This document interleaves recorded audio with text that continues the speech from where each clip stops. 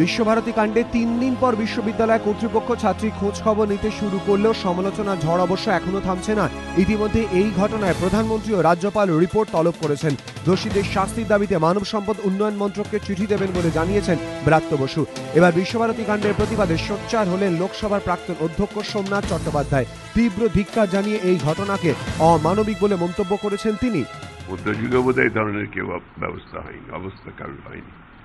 এখানে খুবই লজ্জা লাগছে এবং খুবই কষ্ট যে এখানে বিশ্বভারতীর মতন জায়গায়, রবীন্দ্রনাথের জায়গায়, আমাদের গুরুদেবের জায়গায় এইসব ঘটনা ঘটতে পারে। আর প্রতিবাদে মুখ খুলেছেন স্থানীয় বিধায়ক চন্দ্রনাথ সিংহ।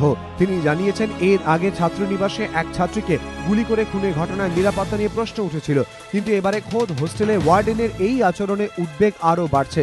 সমালোচনায় সরব প্রবীণ আশ্রমিকরা। অবাঞ্ছিত কোনো ঘটনা যেমন আমাকে পীড়া দেয়, এটাও ঠিক একই রকম অবাঞ্ছিত ঘটনা আমাকে পীড়িত করেছে। আমি অত্যন্ত লজ্জিত এবং ক্ষুব্ধ। বিশ্বভারতীর পক্ষে এটা অত্যন্ত লজ্জাকর। স্বাভাবিকই নিন্দনীয় ঘটনা। একটা বাচ্চা মেয়ে, তাকে এইভাবে জিনিসটা করাটা উচিত বা অন্যান্য মেয়েদের সামনে করাটা উচিত না। সব মিলিয়ে বিশ্বভারতী কাণ্ডে যেভাবে সমালোচনা ঝড় ধেয়ে আসছে, তাতে এবার এই ঘটনায় কোন দিকে গড়ায় সেদিকেই তাকিয়ে শিক্ষামহল। কৃষ্ণেন্দু অধিকারী ও গোপাল চট্টোপাধ্যায়, এবিপি আনন্দ, বীরভূম।